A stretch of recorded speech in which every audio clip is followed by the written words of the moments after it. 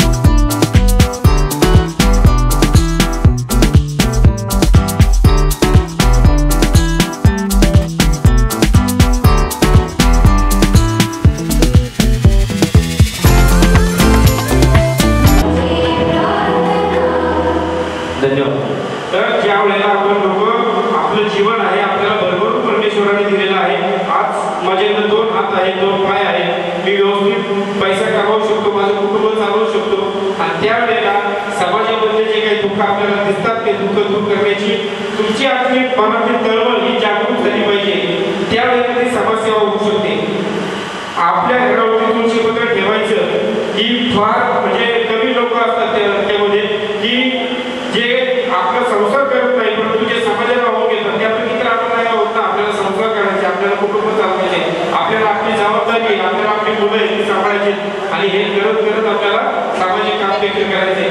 मग काही लोकांना असं वाटतं की हे सामाजिक काम नेमकी कशासाठी करायचे, स्वतःसाठी करायचे का, नावासाठी करायचे का? तर नाही, फक्त आणि फक्त आपली सामाजिक जबाबदारी असते, आपण ती पार पाडायची असते. पण ती पार पाडत असताना स्वार्थाची झालर त्याला जर तुम्ही लावली तर ते समाजकार्य चुकीच्या दिशेने जाईल. निस्वार्थीपणे केलेलं काम हे तुमचं नाव आणि तुमचा नावलौकिक वाढवण्यास ते निस्वार्थी कामं तुमच्या पाठीशी उभं राहील. याचं उदाहरण म्हणजे सिंधुताई सपकाळ असतील, आझा आजारी असतील, आता किती नाव, पोपटराव पवार आहे, बाबा आमटे आहेत, आदर्श सरपंच भास्करराव पेरे आहे, यशोदा नावाची साताऱ्यामध्ये संस्था आहे रवी बोडकेची, यशोदा निवारण केंद्र, कदाचित तुम्हाला माहिती असेल. दादासाहेब गायकवाड नावाचा ससूर रुग्णालयाच्या बाहेर रोज 2013 पासून निस्वार्थीपणे काम करते. काहीतरी फेसबुकला अकाउंटला चेक करा, दादासाहेब गायकवाड 50 डबे रोज घरनं तयार करून घेतो ताई आणि रोज त्या ससूरच्या बाहेर असलेल्या लोकांना निस्वार्थीपणे जेवण देत असतो. ही अशी कामं निस्वार्थीपणे केलेली असतात. माझा परिचय या ठिकाणी सांगितलेला आहे की कैलास दुधाळे, राजपूर नगर. काय झालं, नगरला डॉक्टर राजेंद्र दामले आणि डॉक्टर सुचिता दामले हे जोडपं आहे सर नगरला. तुम्ही गुगलला सर्च करू शकता, पावली सेवा प्रतिष्ठान. 2018 साली त्या संस्थेला भेट देण्याचा योग आला. तिथं त्यावेळेला 165 रस्त्यावरच्या बेवारस मनोरुग्ण महिला ते डॉक्टर दाम्पत्य सांभाळत होते. किती? 165. आणि आता 350 मनोरुग्ण रस्त्यावरच्या महिला सांभाळतात. आणि मग त्यावेळेला 2018 साली मी पाहिली ती संस्था पाहण्यात आली. त्यावेळेला मी असं ठरवलं की अरे जे डॉक्टर लोक एवढं चांगलं काम करतात ते आपल्याला काय करायचे, आपण फक्त रस्त्यावरची दिसणारी बेवारस मनोरुग्ण महिला जर दिसली तर आपण त्या ठिकाणी येऊन फक्त सोडायची.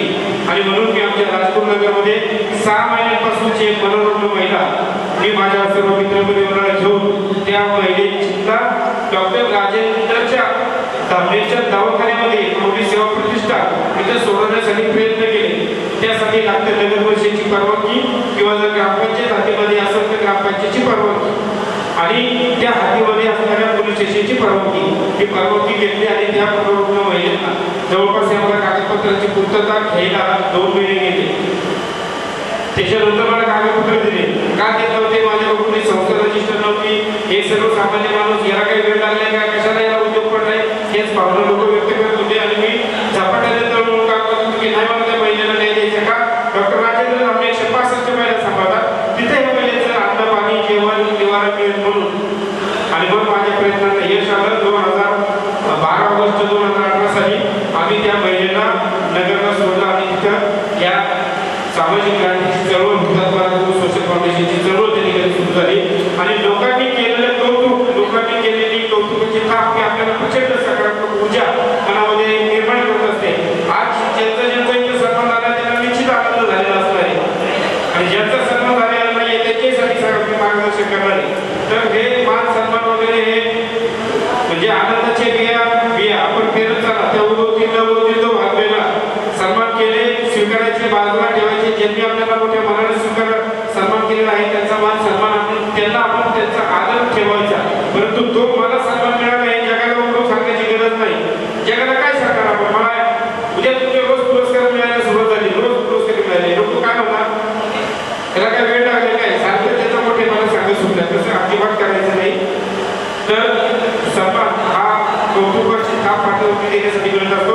माझ्या हस्ते ध्वजावंदनाचा मान मला यावर्षी राजगुरुवाड्यावरती मिळाला. हुतात्मा राजगुरू जे भारताला स्वातंत्र्य मिळवून क्रांतिकार्यात भाग घेऊन फासावरती गेले, त्या 2 क्रांतिकारकांच्या राजगुरूच्या जन्मभूमीचा मी कार्यकर्ता आहे. आणि या अनुषंगाने सांगायचं या अनुषंगाने सांगण्यासाठी मी उभा आहे की नेमकी समाजकार्य म्हणजे काय. ते 1 महिना सोडवली, लोकांनी कौतुक केलं. दुसरा एक लगेच बिहारचा मनोरुग्ण सापडला, त्याच्या हातामध्ये आजकाल होतं बिहारचं, त्याच्यावर पत्ता शोधला. बिहारचे लोक म्हणजे आम्हाला 4 दिवस लागतील. आता 4 दिवस त्याला ठेवायचं संस्था नाही रिकाम्या फ्लॅटमध्ये त्याला ठेवलं 4 दिवस आणि रात्रंदिवस त्याच्यावरती 4-4 तास आमच्या सर्व मित्रांनी तिथं आळीपाळीने लक्ष ठेवलं. रात्रीचं झोपायला त्या रूममध्ये मी जात होतो आणि 4 दिवसांनी त्याचे नातेवाईक आले आणि त्या मनोरुग्णाला घेऊन तिकडं बिहारला गेले. असे खूप प्रसंग जीवनामध्ये घडले. मागच्या वर्षी गोष्ट तुमच्या फेसबुकला आली असेल, कदाचित तुम्ही वाचली असेल की रासे भोसे चाकणमध्ये petrol pump Indian Oil petrol pump, तिथून एक रिक्षावाला येत होता. त्या रिक्षावाल्याला एक बाबा वाघी आणि लसूण एक छोटी मुलगी घेऊन जाताना दिसले आणि ते कुठे जात असतं तर मार्केटला विकायला चाललेलं असं त्या रिक्षावाल्याच्या मनामध्ये आलं आणि त्यांनी ते विचारलं बाबाला, बाबा तुम्ही हे वाघी आणि लसूण विकायला कुठे चाललेले? तर ते म्हणले आम्ही आता मार्केट यार्डला चाललोय. वाघी विकायला 4 किलोमीटर चाललेला माणूस रिक्षावाल्या रिक्षा थांबवली, त्यांना गाडीत घेतलं, येत नव्हते, पैसे नव्हते म्हणून. तर त्यांना सांगितलं मी तिकडंच चाललेलो आहे, तर तुम्ही गाडीत बसा. आणि गाडीत बसल्यानंतर त्या बाबांची चौकशी केली.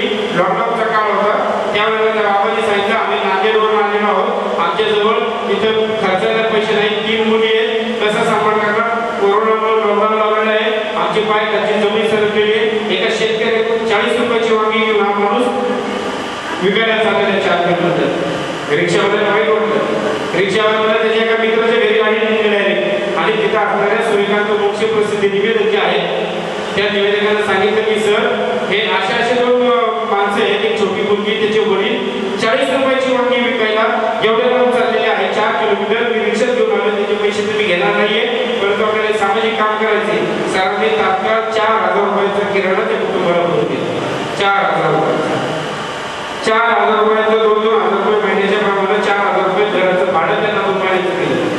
एवढं मोठं काम त्या एका रिक्षावाल्यामुळे झालं आणि त्याची पोस्ट दिली गेली. पोस्ट दिल्यानंतर ती पोस्ट संपूर्ण महाराष्ट्रात गेली. त्या रिक्षावाल्याला 15 दिवस रोज सकाळपासून संध्याकाळपर्यंत फोन कौतुकाचे येत होते सारखे. मराठी महाराष्ट्राच्या कानाकोपऱ्यातून फोन आले आणि त्या रिक्षावाल्यांनी सगळं ऐकून घ्यायचं. लोक रडायचे किती तुम्ही चांगलं काम केलं, किती तुम्ही चांगलं काम केलं. त्याची पेपरला मुलाखत रेडिओवरती मुलाखत झाली, टीव्हीवरती यदा कदाचित होऊ शकते की कोरोनाचा काळ सगळं बंद होतं. रेडिओवरती मुलाखत झाली, पेपरला बातम्या आल्या. तो रिक्षावर तुमच्या समोरात मी उभा आहे, मी येतो. मी गावामध्ये रिक्षा चालवण्याचं काम करतो, माझा रिक्षाचा धंदा आहे. मी निवेदनाचं काम करतो, मी महिलांसाठी खेळ पैठणीचे हे कार्यक्रम घेतो. खूप मोठे राजकीय पुढाऱ्यांचे कार्यक्रम घेतलेले आहेत आणि असं करत असताना आपल्याला काहीतरी चळवळ उभी करायची. लोकांचं चांगलं जर होत असेल तर आपल्याला आपण काही ना काही केलं पाहिजे या उद्देशाने मी झपाटून पेटून उठलो आणि 30 जणांची संचालक बॉडी तयार केली. हुतात्मा राजगुरूंच्या जन्मभूमीत आपल्याला ही क्रांतीची चळवळ उभी करायची आणि आतापर्यंत 42 मनोरुग्ण रस्त्यावरचे आपण मार्गी लावलेले आहेत. त्यांना काहींना यशोदा निवारा केंद्रामध्ये सोडवलेलं आहे, काही राजेंद्र धामणेमध्ये सोडवलेलं आहे, काहींचे पत्ते शोधून घरामध्ये त्यांना सोडवलेलं आहे. एक महिलेचं आणि एक माणसाचं उदाहरण देणार आहे. 40 उदाहरण देणं आपल्याला वेगळं नाही, हे 2च उदाहरण आपल्या या ठिकाणी देणार आहे आणि नंतर 5 मिनिटं तुमची घेणार आहे. ज्या वेळेला एक मनुष्य राजपूतनगर शहरामध्ये कचऱ्याच्या ढिगाऱ्यात पडला, त्याचा पाय प्रचंड भाजलेला होता. लोकांचे फोन यायला सुरुवात झाले, कैलासराव तुम्ही चांगलं काम करतात मनोरंजनासाठी या आणि या मोमीन आळीमध्ये कचऱ्याच्या ढिगाऱ्यामध्ये माणूस पहा त्याची काय अवस्था आहे. अक्षरशः मरणाच्या दारात तो माणूस होता, पाय भाजलेला होता, शब्द फाटलेले होते, मनोरुग्णच होता, कचऱ्याच्या ढिगाऱ्यात पडलेला होता.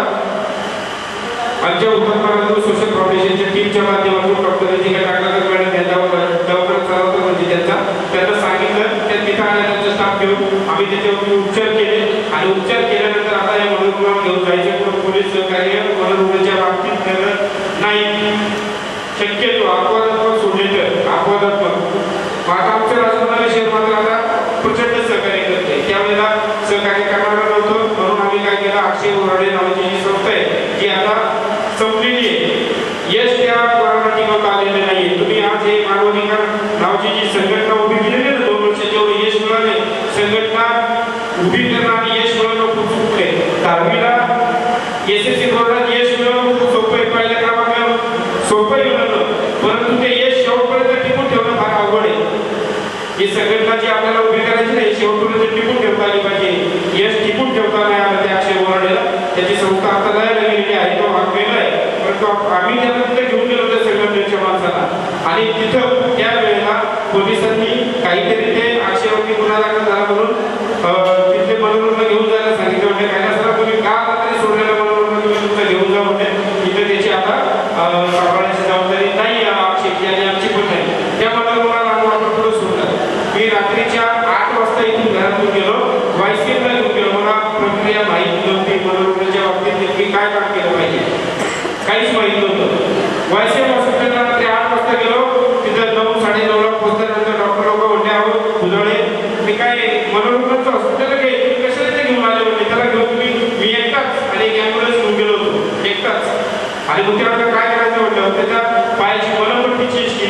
आणि रात्री 11:30 ते 11:15 वाजता ससून मेंटल हॉस्पिटलमध्ये वायसीमध्ये होते, तिकडे मी आणि तिकडे त्याला ऍडमिट करा. त्याला मी वायसीच्या ॲम्ब्युलन्समध्ये पण घेतलं. मी ज्या ॲम्ब्युलन्समध्ये आलो होतो ॲम्ब्युलन्समध्ये निघून गेला, त्याला थांबायला काही नंतर वेळ नव्हता, तो निघून गेला. मी वायसीची ॲम्ब्युलन्स घेतली आणि रात्री 12च्या दिशेने ससून मेंटल हॉस्पिटलच्या दिशेने प्रवास सुरू केला. एरोडा मेंटल हॉस्पिटलला सगळं ससून हॉस्पिटल. सर जाता जाता आमची ॲम्ब्युलन्सच बंद पडली होती, 1 तास त्याच्यात गेला.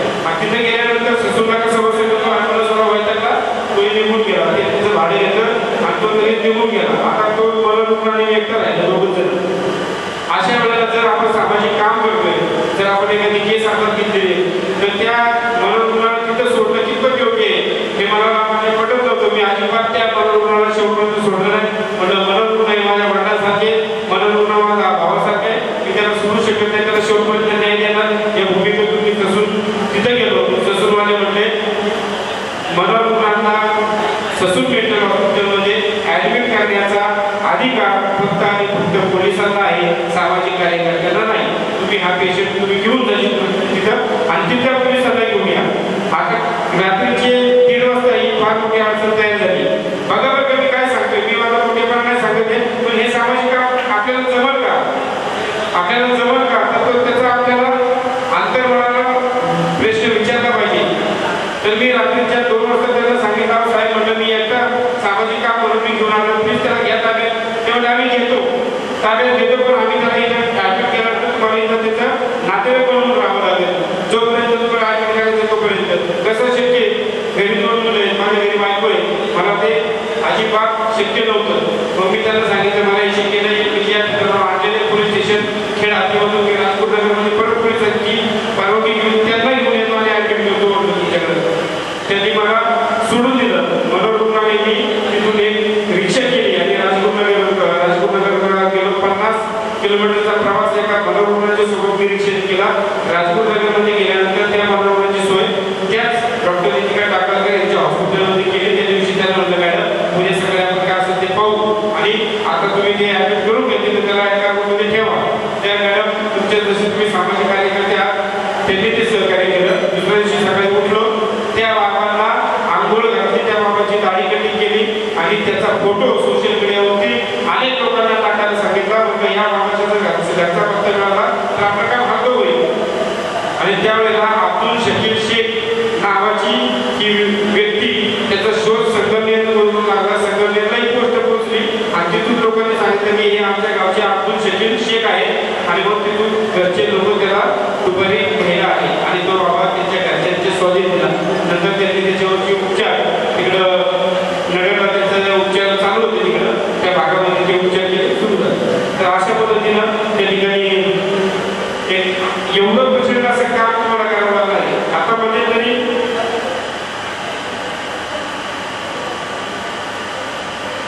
दुसरी एक मनोरुग्णाची केस सांगतो तुम्हाला मुद्दाम की एक 30 वर्षाची तरुणी कौटुंबिक वादामुळे तिच्या नवऱ्याचे तिचे भांडणं झाली.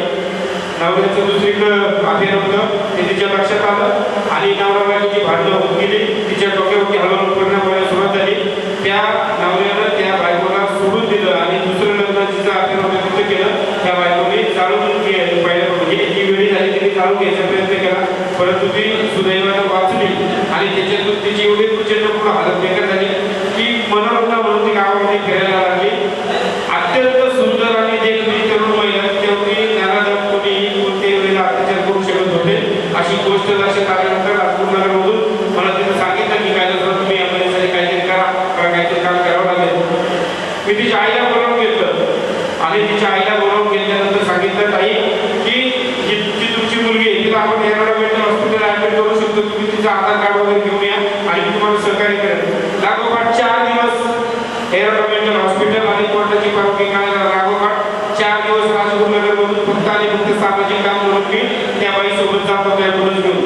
पहिल्या दिवशी ओपीडीला गेलो एरोडा मेंटल हॉस्पिटलला, मुलगी दाखवली म्हणजे तिची मनोरुग्ण महिला दाखवली आणि सांगितलं की हिला मेंटल हॉस्पिटल जर टाकलं नाही ते गावातल्या तिचा अत्याचार करतील. आणि मग केस सुरू झाली. त्याच्यानंतर कोर्टाची तारीख घेतली, त्यासाठी 1 दिवस गेला.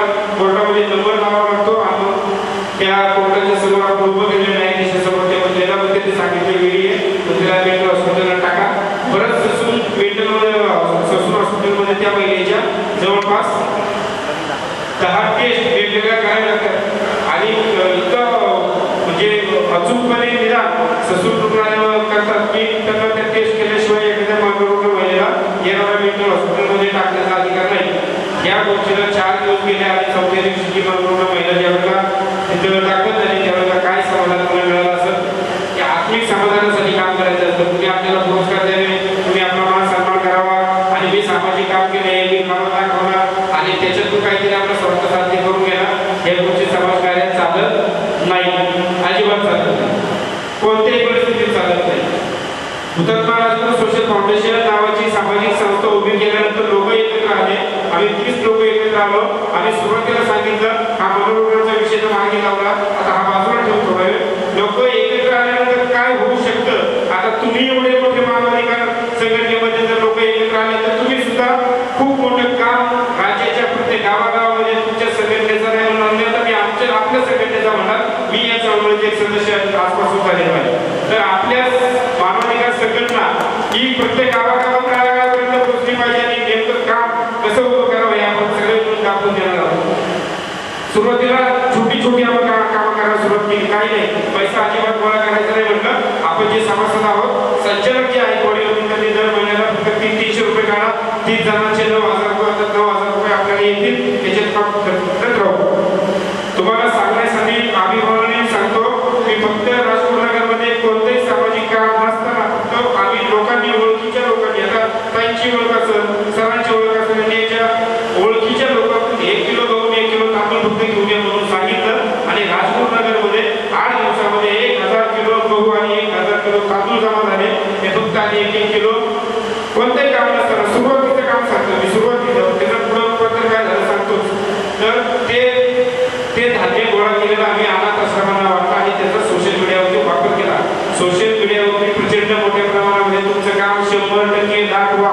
पूर्वीचा काळ असा होता या हाताचं केलेलं दान या हाताला समजून नये लोक असं म्हणायची. आता काळ बदललेला आहे, आता काळ आधुनिक आहे, आता सोशल मीडिया आपल्या हातात आहे. आपण केलेलं काम 100% दाखवा. दाखवल्यानंतर लोकांपर्यंत पोहोचल्यानंतर लोक प्रेरित होऊन तुमच्या कामाला मदत करणार आहेत. आज आमचे नितीन भाऊ सहित आता त्यांना माझ्या महत्त्वाचं थोड्यावरती खाली गेले असते त्यांच्याविषयी 2 मिनिटं सांगणार. तर सांगत की 1000 किलो गहू आणि 1000 किलो तांदूळ आम्ही अनाथ आश्रमाला दिल्यानंतर लोकांना खूप आनंद झाला. जो सण कोणता असतो आपण पोळ्या करतो होळीच्या दिवशी गावामध्ये आवाहन केलं की आपण नैवेद्य हा होळीला न दाखवता त्या ठिकाणी आमच्याकडे जमा करा. आम्ही तो गरिबांना वाटू. आमच्या खेड तालुक्यामध्ये असणाऱ्या अनाथ आश्रमांना आम्ही पोळीच्या सोबत आमटी भजी आणि वेगवेगळे पदार्थ आम्ही तिथं दिले. हे लोकांना आवडलं आणि हळूहळू या कामाला लोकांनी प्रचंड मोठ्या प्रमाणात प्रतिसाद दिला. सांगायचं काय तात्पर्य आहे, कोरोनाच्या काळामध्ये हेच हुतात्मा राजगुरू सोशल फाउंडेशन तब्बल 300 लोकांना रोज 3 महिने जेवण घालत होतं. रोज 300 लोकांना एकाच्या जीवावरती लोक एकत्र आल्यानंतर काय होऊ शकतं याच्या जोरावरती आणि 300 लोकांना जेवण रोज घालत होतो. चिपळूण महाडा पूर आला, लोकांनी देवीचा महापूर आमच्याकडे सोडला. तिकडे महापूर आला त्या लोकांना मदतीसाठी हुतात्मा राजगुरू सोशल फाउंडेशन जाणार मदत करणार म्हणून आमच्याकडे लोकांनी तब्बल 3.5 लाख रुपये केस जमा केले. कोण 5,000 देते, कोण 1,000 देते, कोण 2,000 देते, कोण 10,000 देते. अशा पद्धतीने 3.5 लाख रुपये आत्ता जमा झाले. पाठीमागच्या वर्षी कोल्हापूर आणि सांगलीला पूर आला होता. 3 आयशर टेम्पो मोठे भरून किराणा मटेरियल आणि कपडे लत्ते जनावरांचं सगळं गुराढोरांचं सगळं सामान चारा 3 कंटेनर मोठे भरून लोकांनी आम्हाला मदत केली. जवळपास 12 लाख रुपये रक्कम गेल्या वर्षी आम्ही त्या ठिकाणी जमा केलं. उत्तर पुणे जिल्ह्यामधून त्या ठिकाणी एवढं मोठं काम करणारी संघटना तयार झाली हुतात्मा राजगुरू सोशल फाउंडेशन. आताच्या काळामध्ये 3 वर्षात सर मी तुम्हाला आवर्जून सांगतो मी परिस्थिती लोकांची रिक्षावरती जाहिरातीचं काम करताना तळागाळापर्यंत जातो. पाहिले प्रचंड वेदना आहेत लोकांना. एक अपंग व्यक्ती चाकणला गाड्यावरती भीक मागत होता. गाडा तो 4 चाकी गाडी लावण्याचे भीक मागत होता. लोकांना 10 रुपये द्या 2 रुपये द्या. त्याची चौकशी केली पूर्णपणे. त्याच्या घरी बायको सुद्धा अपंग आहे, 2 मुली आहेत आणि अशा संसार तो अपंग भीक मागून मार्गदर्शन जीवनाचं स्वतः करतोय. आपण लोक थोडंसं डिप्रेशन मध्ये येऊन थोडासा त्रास करून आत्महत्येच्या बाजूला जातो, आत्महत्या करतो घरचं टेन्शन घेऊन. या माणसाची झोपडी आहे फक्त तिथे जर तुम्हाला त्या सगळ्या गोष्टी माहिती आहेत आणि अशा वेळेला त्या माणसाची पोस्ट टाकल्यानंतर त्याला लगेच आपल्या सायकल लोकांनी दिली. लोक देतात, हजारो लोकांची इच्छा आहे. इथं बसलेले एवढे सगळे काय कशासाठी आले तुम्ही? तुमची इच्छा आहे समाजासाठी काहीतरी करायचं. तशी आता या बाहेर जे लोक आहेत त्यांची पण इच्छा आहे समाजासाठी काहीतरी काम करायची. त्या लोकांना एकत्रित केलं तर समाज परिवर्तनाची नांदी आपल्या मानवाधिकार फाउंडेशन मध्ये नक्की ठरेल. त्या अपंगाला सायकल दिली.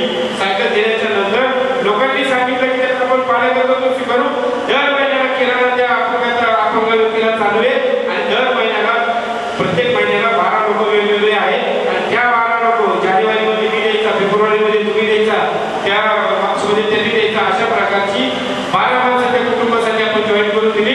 त्यामध्ये आपल्या मानवाधिकार फाउंडेशनचे जे सदस्य आहेत, महाराष्ट्र राज्याचे अध्यक्ष आहेत, आमचे मार्गदर्शक सहित त्यांचा नंबर त्या 12 लोकांमध्ये आहे. म्हणजे किती सांगावं. लहान मुलांना एका सायकल नव्हती, सायकलमध्ये त्यावेळेला व्हायरल झाली गोष्ट की त्याला अत्यंत गरज आहे सायकल, शाळेत येण्यासाठी सायकल पाहिजे. नितीन भाऊ सहित येते तिथं सायकल तात्काळ मंजूर करून लगेच स्वतः नेऊन दिली तिथं. म्हणजे अशा पद्धतीचं खूप मोठं काम आहे. तुम्हाला तुमच्या मानवाधिकारच्या ग्रुपवरती कदाचित माहिती असेल की कानेवाडी ठाकरवाडी आमच्या खेड तालुक्यामध्ये कधीतरी चला गाडी जाऊ शकत नाही, काय काय जायचं म्हणलं तर किती मोठा डोंगर त्यावर चढ करून तिथं 45 लोकांची वस्ती आहे आणि अशा वस्तीवरती एक मनुष्य अपंग आहे, त्याला पाय नाही, घरी आई आहे, कसं सांभाळ करणार. ही गोष्ट ज्या वेळेला नितीन भाऊच्या कानावरती आली त्यावेळेला 40,000 रुपयांची पाणपट्टी तिथे टाकून देण्याचं काम पूर्ण झालेलं आहे. 21 तारखेला त्याचं उद्घाटन आहे. 21 तारखेला सर तुम्ही त्या सगळ्या गोष्टी ज्या आहेत त्या म्हणून सांगायचं काय तात्पर्य की हे काम जसं नितीन भाऊ करतात तसं इथं बसलेले प्रत्येक सामाजिक काम करतच असतात. मला कदाचित त्याची माहिती नसेल पण आम्ही जे सामाजिक काम सांगतोय काही गरज लागत नाही पैसे गोळा करायला. आता 3 वर्षामध्ये मी तुम्हाला सांगतो सर, लोकांच्या घरी जाऊन दिवाळीमध्ये 15 महिन्यापर्यंत घरी जायचं काय फरक पडत नाही. गोरगरिबांचं जर कल्याण होणार असेल ना तर लोकांकडे भीक मागायची. आपण स्वतः समाजासाठी भिकारी व्हायला नाही, भिकारी व्हायची तुमची वृत्ती ठेवली पाहिजे, तेव्हा सामाजिक काम उभं राहू शकतं. लोकांकडे जायचं दिवाळीमध्ये आणि सांगायचं तुम्ही घर साफसफाई केल्यानंतर तुमचे जे चपला आहे जुने चपला जुनी उठ ती जमा करा आम्हाला. तुमचे जे जुने कपडे आहेत ते तुम्ही आम्हाला द्या, तुम्ही पैसा नका देऊ. पैसा आम्ही जे 30 लोक पैसे जमा करतोय ना संचालक म्हणून त्या लोकांच्या माध्यमातून गाडीच्या खर्च आम्ही मागवतो आणि ते जमा केलेले कपडे सॉर्टिंग करून आम्ही अत्यंत तळागाळातल्या लोकांपर्यंत पोहोचवण्याचं काम करतो. आणि जर का असे भीक मागले ना तर महिलांची झुंबड उठते, लहान मुलांची झुंबड उठते, मला त्यातले शब्द मिळाले, मला त्यातले कपडा मिळावा. प्रचंड मोठ्या प्रमाणामध्ये काम खेळ तालुक्यामध्ये सुरू आहे. म्हणजे तरी एका मित्राचं लग्न होतं, मी त्याला सांगितलं की तू लग्नामध्ये सत्कार वगैरे काय करू नको, माझं आई म्हणलं तू फक्त काय कर, आता सध्या दुष्काळ आहे, दुष्काळग्रस्त भागामध्ये पाण्याच्या टँकरसाठी 5,000 रुपये जे आहेत त्याची बातमी लावायची जबाबदारी मी घेतो. मी पत्रकारांना सांगतो सरकारला फाटा घेऊन दुष्काळग्रस्त भागासाठी 5,000 रुपयाची देणगी बातमी केली. लग्नामध्ये त्यांनी 5,000 रुपये सोशल फाउंडेशनला दुष्काळग्रस्त भागात पाणी वाटण्यासाठी दिले. त्या बातमीचा परिणाम असा झाला 1.5 लाख रुपये लोकांनी आमच्याकडे जमा केले दुष्काळग्रस्त भागात पाणी वाटप करण्यासाठी. खेड तालुक्यात 100 टँकरचं पाणी वाटप उदत सोशल फाउंडेशनच्या माध्यमातून केलं. हे का सांगतोय मी हे तुम्हाला की काय जास्त टेन्शन घ्यायचं नाही. सोशल जेवढं सोशल तेवढंच काम करायचं. घरी वादविवाद भांडण कित्येकाचे तरी घरी प्रॉब्लेम येणार आहे. खूप उशीर झाला, तुम्हाला जायची गरज होती का आणि काय पडलं होतं एवढं तुमच्या वेळेत जायचं वेळेत यायचं. आता इथं आमच्या सगळ्या भगिनींना पण आता घरून बोलणी खावी लागणार नाही, आपल्याला आपल्या वाहिल्याची बोलणी खावी लागणार नाही. त्याला काय आता पर्याय नाही. समाजासाठी पाहून घ्यायचं म्हटल्यानंतर जो सामाजिक कार्यकर्ता आहे त्यांनी समाजाकडून फक्त 2 गोष्टींची अपेक्षा ठेवा. समाजात तुम्हाला कधीच मान सन्मान देणार नाही, तुम्हाला फक्त बदनाम आणि टीका ही 2 समाजसेवकांना मिळालेली बक्षीस आहे. बदनामी आणि टीका. जो सामाजिक संघटन उभं करतो, जो आपले मानवाधिकार हा कार्यक्रम ही संघटना इथपर्यंत आणण्यासाठी एवढे लोक एकत्र तळागाळापासून लोक एकत्र करण्यासाठी माननीय दिपेश आणि वैभव हरडसर या सरांना त्यांच्या अंतर्मनाला माहिती की किती वेदना झालेल्या असतील, काय करावं लागलं असेल, किती सोसावं लागलं असेल. आणि सगळ्यात शेवटी कार्यक्रम झाल्यानंतर या कार्यक्रमामध्ये काय काय चुका झाल्या ते त्यांना ऐकावे लागणार आहेत. चांगल्या कार्यक्रमाचे कौतुक करणारी माणसं फार कमी असतात, पण चुका शोधणारी माणसं जास्त असतात. आपण हे अनुभवलेले. चुका शोधत बसू नका. आपल्याला राजहंसाप्रमाणे जगता आलं पाहिजे, वागता आलं पाहिजे. राजहंस काय करतो? दूध का दूध, पाणी का पाणी. जे दूध आहे ते घेतो, जे चांगलं चांगलं ते घेतो, बाकीचं निरंतर सोडून देतो. सामाजिक कामात तेच करा ना. ते अमुकच व्हायला पाहिजे, ते तमुकच व्हायला पाहिजे, तरी सगळ्यांना असंच करते, तसंच करते. सोडून द्या, बिनधास्त सोडून द्या. कुणाचं कोणा वाचून संघटने वाचून काही आलं नाही. ज्या म्हणजे मला इथे सांगायचं तात्पर्य, मी उत्तमपणा सोशल फाउंडेशन संस्था चालवतोय. मला येणाऱ्या अडचणी, मला येणाऱ्या वेदना पण मी जाणून येत, म्हणून मी तळमळीने बोलतो की एखाद्याला जर या सगळ्यांचं काम आवडत असेल, तुम्ही दुसरी स्थापन करा, तुम्हाला कोणी अडवलं नाही. बरोबर आहे का सर? ज्या वेळेला संघटना एकत्र येते त्यावेळेला एक विचार असतो, आणि हा एक विचार ज्यावेळेला येतो त्यावेळेला संघटना होती. त्या विचारांच्या खाली, त्या विचारांच्या मार्गदर्शनाखाली संघटना पुढं काम केलं पाहिजे संघटनेने, असं तरी या निमित्तानं वाटतं. मी जास्त आता मला वाटतं वेळ घेतला आहे. मी मगाशीच सांगितलं की खूप मोठे मोठे लोक, म्हणजे जसे अण्णा हजारे, सिंधुताई सपकाळ यांनी त्याग केला, जीवनाचा त्याग केला, आणि म्हणून ही माणसं मोठी झाली. आपण तिथपर्यंत जाऊ शकतो, आपल्याला जायचं आहे का? आपल्याला नेमकी तिथपर्यंत समाजसेवा करायची आहे का? हा प्रश्न स्वतःच्या मनाला विचारा. अन्यथा सामाजिक सेवा करताना जेवढं सोचत तेवढंच काम करा. अन्यथा एखाद्या मनोरुग्ण तुम्हाला रस्त्यावरती दिसला तर तुम्ही त्याला न्याय देणार आहात का? नाही देऊ शकत. एखाद्या गरीब दिसला तर त्याला मदत करा. काय लागते? रस्त्याने जाता रस्त्यामध्ये चालत असताना कधीतरी असा प्रसंग येतो की दगड पडलेला असतो, की रस्त्याच्या पडद्याच्या भागी असतो. एखाद्याची गाठ त्या ठिकाणी त्या दगडावर गेलेलो दगड उठून एखादा लागू शकतो. दगड बाजूला करा. अंधा अपंग व्यक्ती दिसली त्याला चहा पाजा, त्याला नाश्ता द्या. काय लागतं समस्येला? मी रिक्षामध्ये ज्या वेळेला जाहिरात करत असतो त्यावेळेला माझी रिक्षा रिकामी असते. ग्रामीण भागामध्ये गेल्यानंतर खूप लोक पायपायच्या प्रमाणात दिसतात. मी रिक्षात घेतो, त्याच्याकडे म्हणजे जिथपर्यंत रिक्षा चालली जाहिरात तिथपर्यंत सोडतो, पैसे नाही घेत. पण तेच काम जर मी म्हणलं नाही तर रिक्षावाला हे आपण आपल्या समाजसेवकाची मी रोजच रिक्षात माणसं घेतली, फुकट सोडायला सुरुवात केली, जमत का मला? कुटुंब कसं चालणार? शक्य तिथं आता जाहिरातीच्या माध्यमातून पैसे मिळतात, म्हणून आपण ते काम करू शकतो. अजूनही तुम्हाला सांगतो, सास आमच्या खेड तालुक्यात सास गावात मी बनवले आता सरांना मी गाडीमध्ये सांगितलं, एक महिला पाहिलेली आहे. नवऱ्याला 50 ते 60 हजार रुपये पगार आहे. नवऱ्याला बायको सोडून दिलेली आहे, आणि तिला एक मुलगा इंजिनियर आहे, त्याला 70-80 हजार रुपये पगार आहे. ती बाई मनोरुग्ण झालेली आहे, आणि रस्त्याच्या कचऱ्याचा ढिगाऱ्याचा अंदाज शोधून टाकी. गटारीचं पाणी पिताना काम मी पाहिजे. मी तुम्हाला सगळे फोटो दाखवतो. गटारीचं पाणी पित होती मी पाहिल्यानंतर मी खेड पोलीस स्टेशनला तात्काळ गेलो. म्हटलं साहेब, या महिन्याची चौकशी केली. म्हटलं मी 50-60 हजार रुपये पगार यायच्या मुलाला, 50-60 हजार रुपये पगार नवऱ्याला आहे. हे कुटुंब निगडीमध्ये राहते बालवेकर नावाचं, आणि अशा वेळेला ही महिला गटारीचं पाणी पिते, त्याची जबाबदारी नाही तुम्हाला सांभाळायचं ना? मनोरुग्ण झालेली आहे ना? तुमचे जे केस हँडल होत नसलं तर या महाराष्ट्रात अनेक अशा संस्था आहेत की जिथं या मनोरुग्णांचा सांभाळ केला जातो. तर आपण म्हणलं त्या ठिकाणी मी स्वतः घेऊन जाईल, पण त्या नागरिकांना पहिले इथे बोलून घेऊन या. साहेबांनी फोन केला. साहेबांनी फोन केल्यानंतर शेवटी जे काय कोणी करू शकत नाही ते पोलीस अधिकारी करू शकतात. साहेबांच्या विनंतीला मानून की काल यायला काय नव्हते, पण मी काल सांगितलं मला आदिवासी इकडे जायचे, तर आपण उद्या त्यांना बोलावून घेत आहोत, आणि उद्या बोलावून घेतल्यानंतर तिथं कागदपत्रांची पूर्तता करून त्या मनोरुग्ण महिलेला साताऱ्याला यशोदा निवारण केंद्रामध्ये नवी मोडमीची संस्थेत सोडवणार आहे. मी त्याची बातमी केल्यानंतर तिथे डॉक्टर पाटील आपल्या ग्रुपला त्या ठिकाणी बातमी करून जाईल.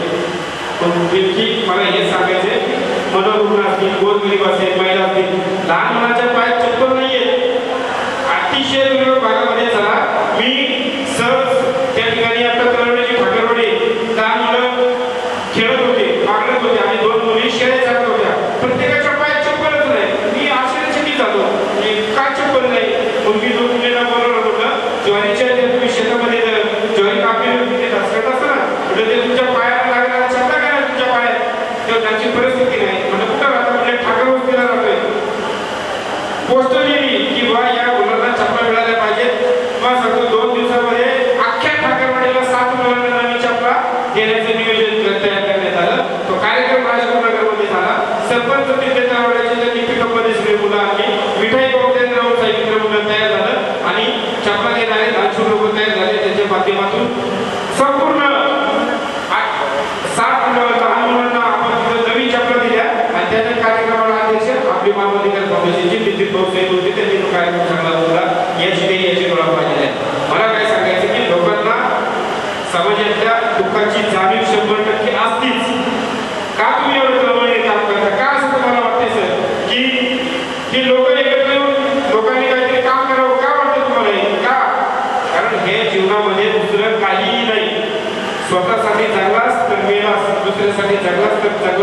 जी माणसं दुसऱ्यासाठी जगतात ती नेहमी आंदोलन होतात. 2014 साली माझ्या भावाला ब्लड कॅन्सर झाला. त्यावेळेला सोशल मीडियावरती माझ्या भावाचं सामाजिक काम नव्हतं. 2014ला ब्लड कॅन्सर झाला आणि 10 रुपये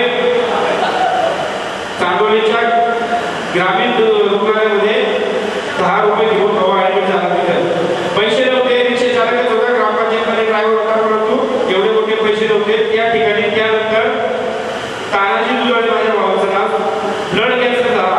पहिले सुरुवातीला डोकं दुखत होतं, नंतर प्लेटलेट्स कमी झाल्या आणि मग लोकांनी सांगितलं वायसीएमला न्यावं लागेल. तिथल्या चांदोलीच्या रुग्णालयाने सांगितलं वायसीएमला न्यावं लागेल. तुम्हाला सांगतो वायसीएमवाल्यांनी सांगितलं की 3 दिवसांनी रिपोर्ट हातात येईल. आणि मग ब्लड कॅन्सर झाल्याच्या नंतर आमच्या राजकोट नगरमध्ये ती बातमी पसरली. लोक एकत्र आले. एखाद्या सामाजिक कार्यकर्त्याच्या पाठीशी समाज कसा उभा राहतो त्याचं उदाहरण मी पाहिलं. मी त्यावेळेला सामाजिक कार्यकर्ता नव्हतो. आमच्या गावामध्ये माझ्या भावाला ब्लड कॅन्सर झाल्यामुळं लोक वाचवायला आले. लोक म्हणजे मुंबईला जे हॉस्पिटलमध्ये तुम्ही जाऊ नका, आम्ही तिथं जायची तयारी केली. पैसे नव्हते म्हणून त्यावेळेला लोकांनी जागेवरती 1,25,000 रुपये ऑन दी स्पॉट काढले. आदित्य बिर्ला पुण्यातल्या सगळ्यात मोठ्या हॉस्पिटलला माझ्या भावाला ट्रीटमेंट दिली. 1 महिना ट्रीटमेंट झाली. दुर्दैव भाऊ वाचला नाही.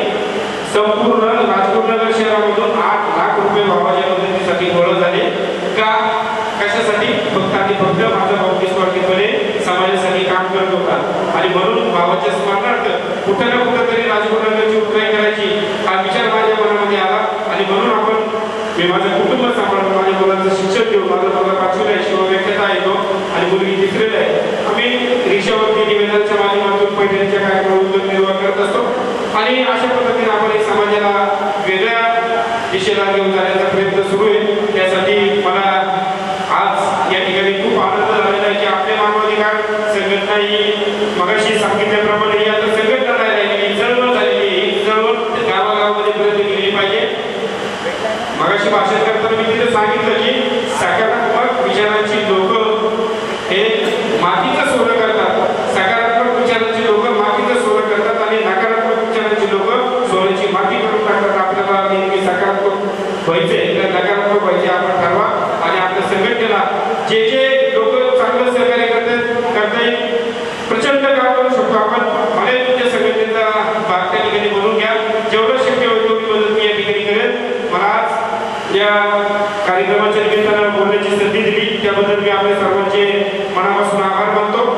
काल परवा दिवशी एका मित्राचा फोन आला. शेवटचा प्रसंग सांगताना थांबतो. मला म्हटला कैलासराव, आपल्या राजकोट नगर शहरामध्ये 2 वर्षापासून एक मुलगा राजकोट नगरमध्ये प्रचंड ट्रॅफिक होती, ट्रॅफिक हाताळण्याचे काम करतोय. म्हणजे कशासाठी काम करतोय, त्याला काय पडलं एवढं ट्रॅफिक हाताळण्याचं, ते काम पोलिसांच्या कडेच देतो. म्हणला त्याचे आई वडील लहानपणी वाढलेले आहेत आणि त्याला समाजासाठी आई वडिलांच्या स्मरणार्थ काहीतरी काम करायचं त्याची भावना आहे. आणि तो राजकोट नगरमध्ये केदारेश्वर मंदिर, सिद्धेश्वर मंदिरापासला कचरा सुद्धा गोळा करतो, मंदिर परिसर ठेवतो आणि 2 वर्षापासून हे काम करतोय. त्याची बातमी आणि त्याचं कुठं सोशल मीडियावरती नाव सुद्धा नाही. 1 दिवस करत नाही, 2 दिवस करत नाही, 2 वर्ष झाले करतोय. मी त्याच्यावरती लेख लिहिला, फेसबुकला टाकला. आता तुम्ही चेक करा काय लागलं याच्या फेसबुकला. त्याला 550 लाईक आहे आणि 150 कमेंट आहे. ही बातमी काल आमच्या राजकोट नगरमधल्या सकाळ पत्रकारांना घेतली आणि आज त्याच्यावरती प्रचंड मोठा लेख आमच्या सकाळला राजकोट नगर विभागामध्ये छापून आलेला आहे. त्याच्या निस्वार्थीपणे केलेल्या कामाची पावती. आपलं काम निस्वार्थीपणे काम करत चला. समाजाकडे नाही घेतली त्याचा आर्थिक समाधान आपल्याला आहे ना. आज गोरगरिबांसाठी आपण एवढं काम करतो, आपल्याला आर्थिक समाधान आहे ना त्याचं. मग कशाला समाजाच्या घडण्यासाठी कशाला पत्रकारांशी भांडा बातमी लावली नाही म्हणून बातमी लावून न लावून आपण आपलं काम करत राहायचं. असो, पुन्हा एकदा सर्वांना मनापासून धन्यवाद देतो. आणि आदरणीय डॉक्टर दीपेश पष्टे सर, वैभव हरड आणि त्यांचे सर्व सहकारी यांना पुढील वाटचालीसाठी शुभेच्छा देतो. आज ज्यांचा वाढदिवस आपण या ठिकाणी साजरा केला, मी त्या ताईंना देखील मनापासून शुभेच्छा देतो. उगवणाऱ्या प्रत्येक नव्या दिवसाच्या त्याच्यानंतर तुमचे जीवन तेजोमय व्हावे, भविष्यमान प्रकाशमय व्हावे, फुलासारखा सुगंध नेहमी तुमच्या आयुष्यामध्ये निर्मळ राहावा, हीच आमच्या सर्वांच्या वतीने वाढदिवसाची शुभेच्छा. धन्यवाद. जय जय महाराष्ट्र. दुसऱ्या संघटनेच्या प्रत्येक संघटनेचे अकाउंट आहे आणि मॅक्सिमम आपल्या फाउंडेशनच्या ग्रुपला सर्वांनी ऍक्टिव्ह त्याच्यामध्ये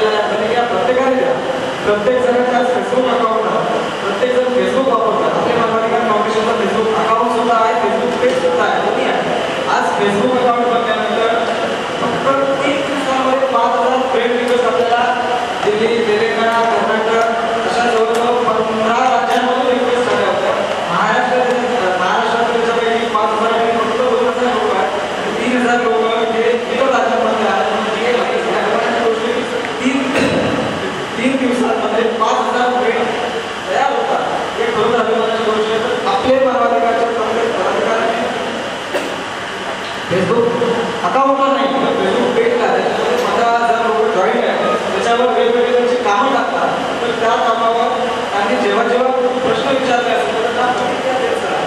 प्रत्येक जण पर्सनल वापरत असतो परंतु त्याच्यावर कमेंट कोणी करत नाही किंवा त्यांना उत्तर कोणी देत नाही. ज्यांना ज्या क्षेत्रात वेगवेगळे आपल्यावर सुद्धा चुकीचा वाईटना लोक आहेत चुकीचे शब्द वापरले जातात त्यामुळे आपण आपली जबाबदारी आपल्या महाराष्ट्राला फाउंडेशन किंवा इतर पदाधिकाऱ्यांना न बोलता संपूर्ण कार्यकारिणीला बोलवतात.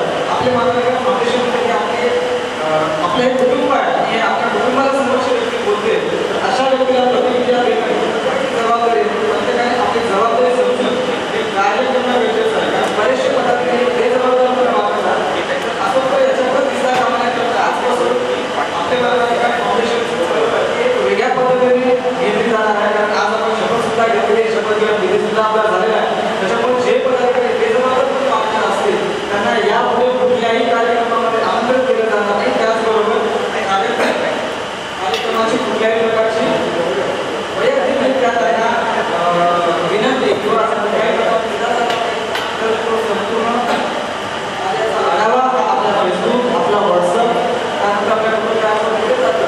तर प्रत्येक पदाधिकाऱ्यांनी त्यांनी स्वतः जे चुकीचे सांगितलं पाहिजे जे बरोबर आहे ते बरोबर सांगितलं पाहिजे त्या प्रकारची प्रत्येक पदाधिकाऱ्याची भावना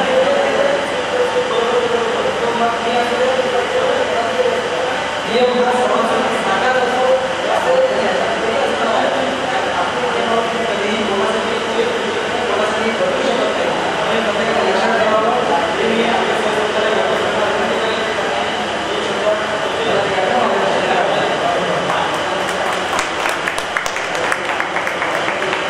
नमस्कार. आपले सर्व पदाधिकाऱ्यांना विनंती समाजसेवा म्हणजे मी आपले उद्देशक आहे बघतोय समाजसेवा म्हणजे ज्याच्या मनामध्ये सेल्फिशपणा आहे तो समाजसेवा. हे काय करायचं असेल तर पूर्ण ताकदीची प्रत्येकाने त्याच्यामध्ये करायला हवं.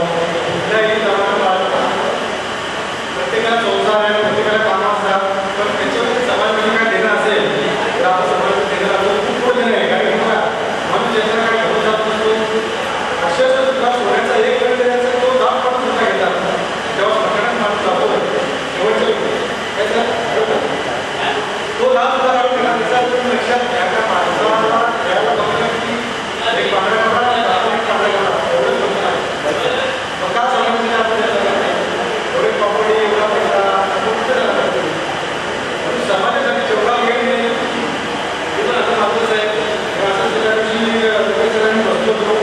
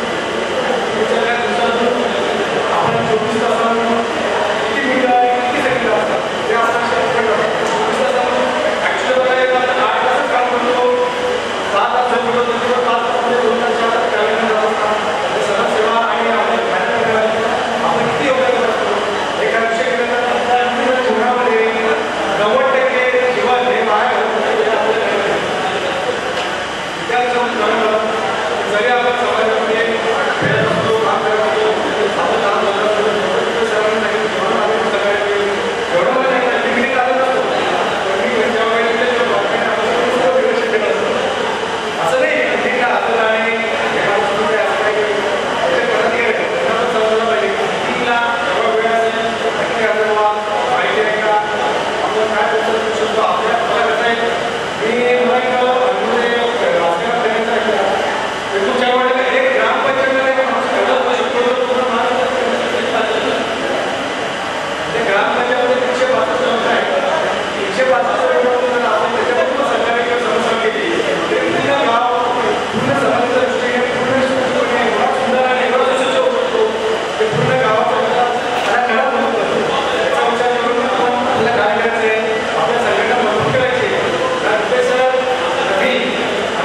सरकारपासून तरी काय आम्हाला आणि आमचे पैसे जमा करण्यासाठी आम्ही बोलत नाही.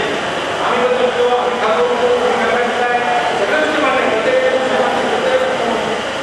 प्राण्यांचं होता रुग्णसेवा म्हणा, समाजसेवा म्हणा, सेवा म्हणा, भरपूर समाजसेवा आहे. समाजसेवा करण्यासाठी आहे. पण माझं एवढंच आहे की माणसाला जेवढं योगदान समाजसेवा करा आणि बाकी कुठल्या अडचणीचं काय असेल आपले संचालक आहेत ते सहसंचालक असतो राष्ट्रकार्यक्रमी कधी राज्यमंत्री दर्जाच्या सामाजिक कार्यकर्ता आज आपल्या या उपक्रमाला ज्या कार्यक्रमाचा नारी शक्ती पुरस्कार सन्मान देऊन आपण सन्मानित करत आहोत. ज्योतिताई ठाकरे ताईंचं या ठिकाणी आपले मानवाधिकार परिवारातर्फे सहर्षाचं भाग्य समजतो, कारण आपलं कार्य थोर आहे ते. या ठिकाणी आमच्यासाठी शब्द म्हणजे तोकडे पडतात की तुमची स्तुती करण्यासाठी.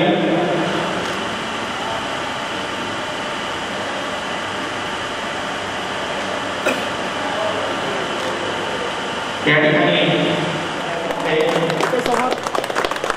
एक मिनिट इथे समोर लक्ष द्या.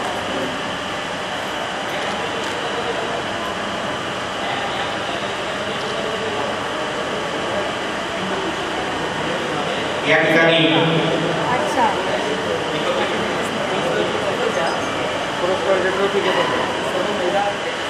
माननीय वैभवजी सहसंचालक आपले मानवाधिकार फाउंडेशन तसेच आपले सर्व मानवाधिकार फाउंडेशनचे परिवार यांच्या उपस्थितीमध्ये माननीय ज्योतिताई ठाकरे यांना आपले मानवाधिकार नारी शक्ती पुरस्कार देऊन यांचा या ठिकाणी सन्मान करण्यात येत आहे. एक मिनिट थांब ना वेळा येत नाही ना प्लॅस्टिक. या ठिकाणी ताईंना विनंती करतो की आपण अजून एक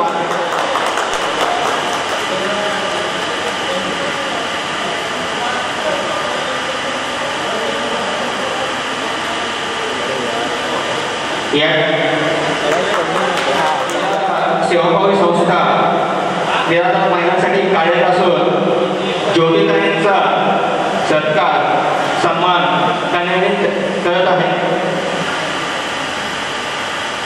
एक मिनिट जर तुम्ही जगायला शिकवत असेल तेवढं हिंदुस्थानात नव्हे, हिंदुस्थानाच्या बाहेरही मराठी माणसाच्या शुल्काचा डक्का बाहेर करून नेला असेल तर ते आपले सर्वांचे लाडके हिंदू सम्राट शिवसेना प्रमुख बाळासाहेब ठाकरे त्यांच्या विचारानं प्रभावित होऊन राजकारणामध्ये आल्यानंतर अतिशय उमद नेतृत्व म्हणून आज ज्यांच्याकडे आपण पाहतो असे आपल्या संपूर्ण राज्याचे विद्यमान मुख्यमंत्री माननीय उद्धवसाहेब ठाकरे, त्याचबरोबर युवकांचं प्रेरणास्थान म्हणून आम्ही त्यांच्याकडे पाहतो ते सन्माननीय आदित्यजी ठाकरे यांनाही मानाचा मुजरा करते.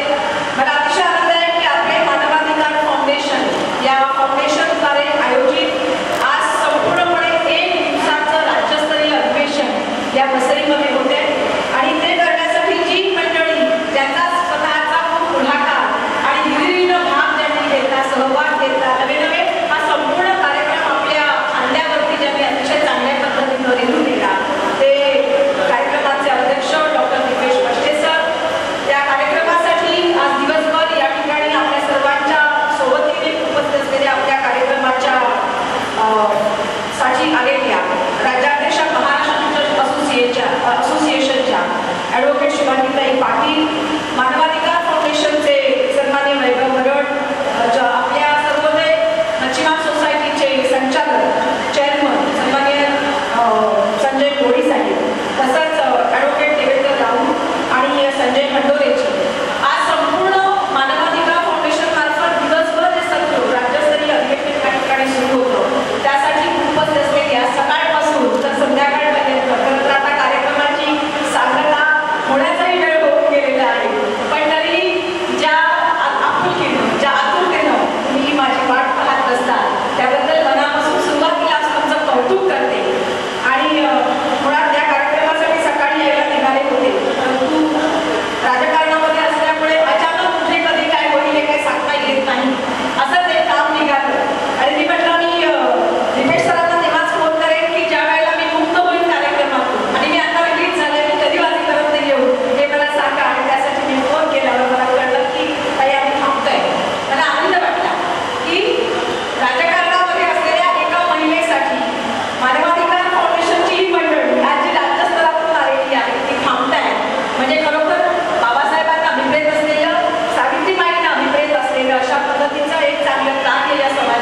महत्त्व आहे. मुळात अनेक गोष्टी सांगता येतील, पण मला या ठिकाणी आठवत आहे ते आता आपल्या सर्वांचं प्रेरणास्थान म्हणून ज्यांच्याकडे आपण वैचारिकदृष्ट्या पाहतोय ते म्हणजे विवेकानंद, स्वामी विवेकानंद. स्वामी विवेकानंदांच्या विषयीचं वाचन प्रत्येकाने करावं असं मला वाटतं, कारण आपण सगळी युवा मंडळी आहे. आणि स्वामींनी सांगितलं होतं, आपण अनेक वेळेला भारत महासत्ता होणार, भारत महासत्ता होणार हा शब्द आम्ही वापरतो आणि तो महासत्ता कधी होणार यासाठी आम्ही सगळेच आपापल्या परीनं आपापल्या क्षेत्रात राहून काम करतो. स्वामीजींचे एक वाक्य आहे आणि ते वाक्य मला जास्त भावतंय की आपण ज्या वेळेला समाजामध्ये काम करत असतो किंवा आपल्या घरात काम करत असतो, आपल्याला असलेली जबाबदारी पार पाडत असतो, त्यावेळेला स्वामीजींचं असं म्हणणं होतं की जेव्हा माझ्या हिंदुस्थानातला माणूस शरीर नटवण्यापेक्षा मन नटवण्याकडे लक्ष देईल त्यावेळेला हिंदुस्थान महासत्ता होईल. मला असं वाटतं की आज खरंच एकदा पुन्हा ती गरज लागू झालेली आहे. माझ्या अनेक माऊल्या भगिनी माता या ठिकाणी आहेत आणि आपल्याला ही सावित्रीबाईंनी शिक्षण जे दिलं ते शिक्षण मी सातत्यानं बोलतो की नवरात्रीच्या 9 दिवसांपुरता नवरंगात साड्या घालण्यापुरता नाही. आज आपली जबाबदारी आहे की समाजामध्ये ज्या वेळेला मानवनिका फाउंडेशन हे खूप गाजलेलं नावाजलेलं असं फाउंडेशन आहे, त्या माध्यमातून ज्या वेळेला काम करतो त्यावेळेला कदाचित खूप गोड बोलण्यापेक्षा मला असं वाटतं ज्या ठिकाणी गरज आहे त्या ठिकाणी कटूही बोलावं, परंतु आपली संस्कृती, आपला समाज, आपले संस्कार हे पर्यंत पोहोचले पाहिजे. या संदर्भात साने गुरुजींचं अतिशय सुंदर उदाहरण आहे. आपल्याला सगळ्यांना माहिती आहे साने गुरुजी ज्यांनी ज्यांनी ऐकले आहेत त्या सगळ्यांना, कारण साने गुरुजी पाहण्याचं भाग्य आम्हाला मिळालं नाही. पण ज्या वेळेला श्याम छोटा होता, साने गुरुजी श्याम छोटा होता आणि त्याने आईजवळ हट्ट केला होता की आई तुम्हाला आज आंघोळ घातली पाहिजे. तर आंघोळ घातली पाहिजे. पूर्वीची नाणी घरं आपल्याला माहिती आहे नाही का, म्हणजे आज आमच्याकडे खूप चांगल्या सुबत्तेमध्ये आम्ही राहतो, परंतु आपल्या घराच्या परसदाराच्या पाठीमागे एक मोठा दगड नाही का, आणि त्या दगडाच्या बाजूला भंगाळ आणि मग विहिरीतून पाणी काढून तिकडे टाकणं आणि त्यामध्ये आंघोळ, हे सगळं सुरू असताना ज्या वेळेला साने गुरुजींनी म्हणजे श्यामनी आईकडे हट्ट केला, तर आईने तो हट्ट पुरवला. म्हणजे आज श्यामची आई आणि आपली आईमध्ये असलेला फरक, म्हणजे आज श्यामनी सांगितलं आईला की आई मला तू आंघोळ घातली पाहिजेस आणि आंघोळ घातल्यानंतर माझ्या पायाला माती न लागता मला तू घरात केलं पाहिजे. आईने विचारलं कसं म्हणून द्यायचं तुला, तर श्यामने खूप सुंदर सांगितलं की आई तुझ्या पदराचा ओझा आहे ना, तो ओझा असा अंधळ आणि मग एक पाऊल टाकलं की मग दुसरा पाऊल टाकताना परत ओझा पुढे कर आणि या पद्धतीने मला तू घरामध्ये या पद्धतीने घेऊन जा, जेणेकरून काय होईल की माझे तुझ्या ओझ्यावरती पदरावरती पाय पडतील आणि जी खालची जमीन आहे ना, माती आहे, ती माती माझ्या पायाला लागणार नाही आणि मग माती न लागता मी घरामध्ये प्रवेश करेन. खरं ती श्यामची आई होती म्हणून तिने ऐकलं. आजकालची आई असते तर तिने ते क्वचितच ऐकलं नसतं, तिने म्हटलं असतं की बस झाले तुझे हट्ट, तुझी नेहमीची नाटकं आहे, मला आता 8:45 ची लोकल पकडायची आहे आणि ती जर मी नाही पकडली ना तर मग साहेब काय करतील ते काही सांगता येत नाही. त्यामुळे तुझे हट्ट आणि तू आंघोळ करायची तर कर, ठेवायची तर ठेव, पण मी काही असलं काही करणार नाही. पण ती श्यामची आई होती आणि मग श्यामच्या आईनं श्यामने सांगितल्याप्रमाणे पदराचा तो ओझा अंथरून श्यामला कुठेही माती लागणार नाही पायाला या पद्धतीने घरात आणलं.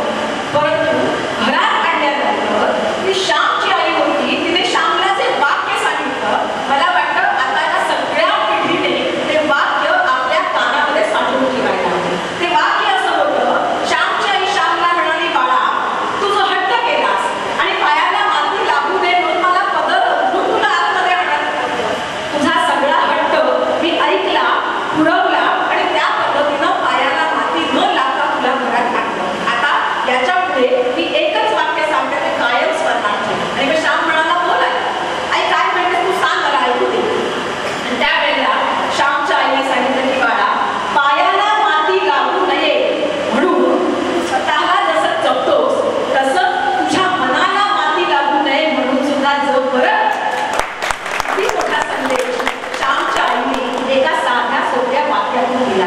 मला वाटतं आज सगळ्या माऊलींना, आज सगळ्या आमच्या बंधुतुल्य असणाऱ्या या सगळ्या माझ्या भावांना हे सांगणं गरजेचं आहे की मुलांवरती संस्कार ही काळाची गरज आहे. आजही भारतामध्ये आपली संस्कृती टिकून आहे, आजही आपण त्या बेसवरती आहोत. एकत्र कुटुंब पद्धती थोडी विस्कळीत झाली औद्योगिकरणामुळे, पण तरीही आपण सगळं घडून चालतो